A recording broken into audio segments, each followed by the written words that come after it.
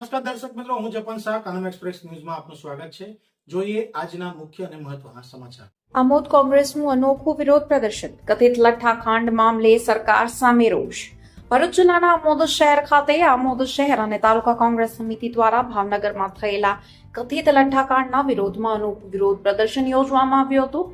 વિરોધ પ્રદર્શનની શરૂઆત આમોદ શહેરમાં આવેલી ડોક્ટર બાબા સાહેબ આંબેડકરની પ્રતિમાથી કરવામાં આવી હતી. ત્યારબાદ કોંગ્રેસના આગેવાનો અને કાર્યકર્તાઓ રેલી સ્વરૂપે આમોદ પોલીસ સ્ટેશન પહોંચ્યા હતા. રેલી દરમિયાન કોંગ્રેસના કાર્યકર્તાઓ દ્વારા સરકાર વિરુદ્ધ સૂત્રોચ્ચાર કરી કથિત લઠ્ઠાકાંડ મામલે જવાબદારો સામે કડક કાર્યવાહી કરવાની માંગ કરવામાં આવી હતી. આ વિરોધ પ્રદર્શનમાં આમોદ તાલુકાની વિધવા બહેનો પણ જોડાઈ હતી. વિધવા બહેનોએ કથિત લઠ્ઠાકાંડની ઘટનાને લઈને સરકાર સામે રોષ વ્યક્ત કરી વિરોધ પ્રદર્શનમાં ભાગ લીધો હતો. કોંગ્રેસ દ્વારા આક્ષેપ કરવામાં આવ્યો હતો કે ગુજરાતમાં દારૂબંધી હોવા છતાં રાજ્યના વિવિધ વિસ્તારોમાં દારૂ ખુલ્લેઆમ મળતો હોવાના બનાવો સામે આવી રહ્યા છે. દારૂબંધીના કાયદાનો અસરકારક અમલ કરવામાં આવે. રાજ્ય સરકાર તેમાં નિષ્ફળ નીવડી હોવાને પણ કોંગ્રેસ આક્ષેપ કરી રહી છે. ભાવનગરમાં બનેલી કથિત લઠ્ઠાકાંડની ઘટનાની નિષ્પક્ષ તપાસ કરી જવાબદાર લોકો સામે કડક કાયદેસરની કાર્યવાહી કરવાની માંગ સાથે કોંગ્રેસ દ્વારા રાજ્યના ગૃહમંત્રી અને રાજ્યના મુખ્યમંત્રી બંનેના રાજીનામાની માંગ કરવામાં આવી છે. રેલી સ્વરૂપે આમોદ પોલીસ સ્ટેશન પહોંચ્યા બાદ કોંગ્રેસના આગેવાનો દ્વારા આમોદ પીઆઈઆરબી કરમાડિયાને આવેદનપત્ર પાઠવવામાં આવ્યું હતું. આવેદનપત્ર આપતી વખતે આમોદ તાલુકા કોંગ્રેસ પ્રમુખ નરેન્દ્ર પટેલે પીઆઈઆરબી કરમાડિયાને પગે પડી દંડવત કરી અનોખી રીતે પોતાનો વિરોધ વ્યક્ત કર્યો હતો. આ ઘટનાને પગલે પોલીસ સ્ટેશન ખાતે હાજર લોકોમાં પણ આ દ્રશ્ય ચર્ચાનું કેન્દ્ર બન્યું હતું. આવેદનપત્રમાં કથિત લઠ્ઠાકાંડની ઘટનાની નિષ્પક્ષ તપાસ, જવાબદારો સામે કડક કાયદેસરની કાર્યવાહી તથા ગુજરાતમાં દારૂબંધીનો કડક અમલ કરવાની માંગ કરવામાં આવી હતી. વિરોધ પ્રદર્શનમાં ભરૂચ જિલ્લા કોંગ્રેસ પ્રમુખ રાજેન્દ્રસિંહ રણા, આમોદ તાલુકા કોંગ્રેસ પ્રમુખ નરેન્દ્ર પટેલ, આમોદ શહેર કોંગ્રેસ પ્રમુખ મહેશ પટેલ, પૂર્વ ધારાસભ્ય સંજયસિંહ સોલંકી, પૂર્વ ધારાસભ્ય કિરણસિંહ મકવાણા, આમોદ નગરપાલિકા પ્રમુખ મહેન્દ્ર દેસાઈ, નગરપાલિકા કારોબારી અધ્યક્ષ ઉમેશ પંડ્યા, ઉપપ્રમુખ સાજિદ રાણા, યુથ કોંગ્રેસ પ્રમુખ કેતન મકવાણા, કોંગ્રેસ આગેવાન મહેબૂબ કાકુજી સહિત કોંગ્રેસના આગેવાનો અને કાર્યકર્તાઓ મોટી સંખ્યામાં ઉપસ્થિત રહ્યા હતા. કોંગ્રેસે ભાવનગરની કથિત લઠ્ઠાકાંડની ઘટનાની નિષ્પક્ષ તપાસ કરી જવાબદાર લોકો સામે કડક કાયદેસરની કાર્યવાહી કરવાની તેમજ ગુજરાતમાં દારૂબંધીનો કડક અમલ કરવાની માંગ સાથે સરકાર સામે વિરોધ નોંધાવ્યો હતો.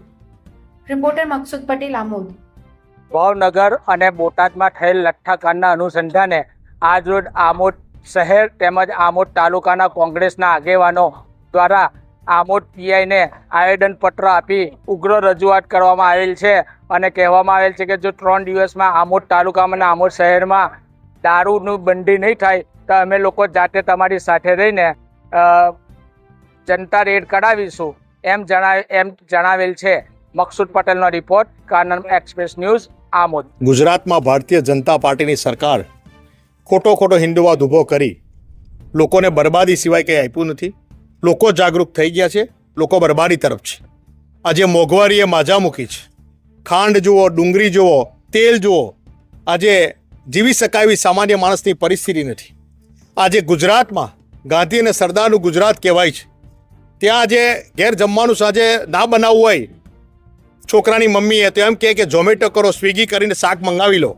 એમ ગુજરાતમાં દારૂબંધી ગાંધી બાપુનું ગુજરાત છે. ત્યાં પણ ઓનલાઈન દારૂ મળતો થઈ ગયો છે. ઓનલાઈન દારૂ મેસેજ કરીને દારૂ એ જગ્યાએ સ્તર પર લોકેશન પર પહોંચે છે.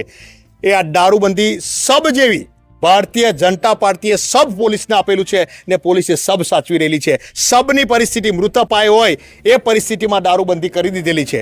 કેટલા લોકો રીઝાઈ રહ્યા છે મંદિરો પાસે. ધાર્મિક મંદિર હિન્દુવાદની વાતો કરે છે ભારતીય જનતા પાર્ટી સરકાર. મંદિરથી 100 મીટરની અંદર દારૂની ભઠ્ઠીઓ ચાલી રહેલી છે ગુજરાતમાં. આમોદમાં આજે અમે ઉભેલા છે. ભરૂચ જિલ્લાની વાત કરીએ, આમોદ શહેરમાં વાત કરીએ, આમોદ તાલુકાની વાત કરીએ. આજે લેખિત રજૂઆત આપેલી છે કે કઈ જગ્યાએ શું થઈ રહેલું છે. એમને ખાતરી આપવામાં આવી છે 2-3 દિવસમાં એનો અમલ થશે, પ્રૂફ સાથે થશે. પણ આખા ગુજરાતમાં પણ જે પરિસ્થિતિ છે, ભરૂચ જિલ્લાની જે પરિસ્થિતિ છે, ઉદ્યોગી હબ છે, ત્યારે આ મોંઘવારીની સાથે સાથે દારૂ પી અને અસંખ્ય પરિવારો બરબાદ થયેલા છે. માટે આવનારા દિવસોમાં પણ અને લઠ્ઠાકાંડ, માનો કે લઠ્ઠાકાંડ આજે ભાવનગરમાં થયું, આગળ બોટાદમાં થયું. 5 દિવસ મેં અગાઉ ભરૂચમાં કીધું હતું એમ કે 5 દિવસ ખાલી સરકાર વાતો કરે છે. હર્ષભાઈ આપણા વાતો કરે છે પછી ડાન્સ કરે છે. આ ભોપાભાઈની સરકારને 1 મિનિટ પર રહેવાનો અધિકાર નથી. પોલીસ પણ શાનમાં સમજી ગઈ છે કે 27 2027 વાસ્તે ગાસ્તે ભોપાભાઈની સરકાર ઘેર જવાની છે.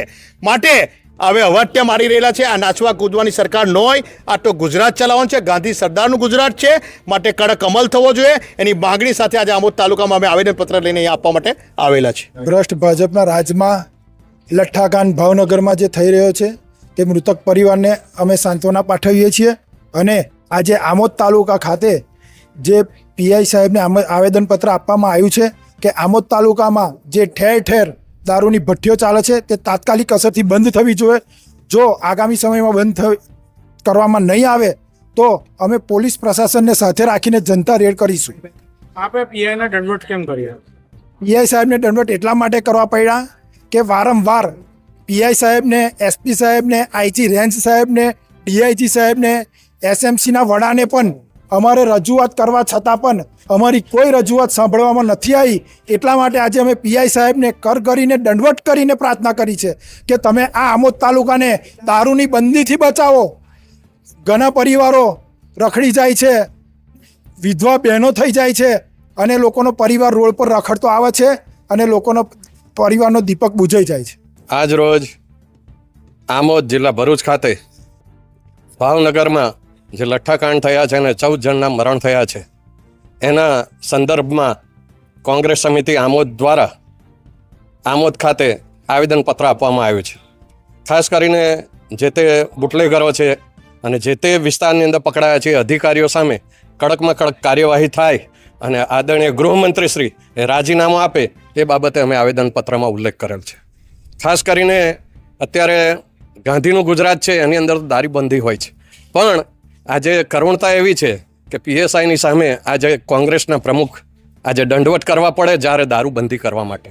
વિધવા બહેનો અમારી સાથે હતા, કેટલાય લોકોના ઘર ઉજળી ગયા છે અને એ દારૂ બંધ કરવા માટે આજે અમે આવેદનપત્ર આપ્યું છે. પણ ખાસ કરીને એક દુઃખની વાત એવી છે કે પત્રકાર મિત્રો જાણતા હોવા છતાં, ઇલેક્ટ્રિક મીડિયા જાણતા હોવા છતાં કે અહીંયા દારૂ મળે છે તો જો કદાચ ભૂલે ચૂકે કદાચ સમાચાર આપી દે તો એને પણ પોતાનું જાનનું જોખમ છે એવી આજની સરકારની અંદર આ અનુભવી રહ્યા.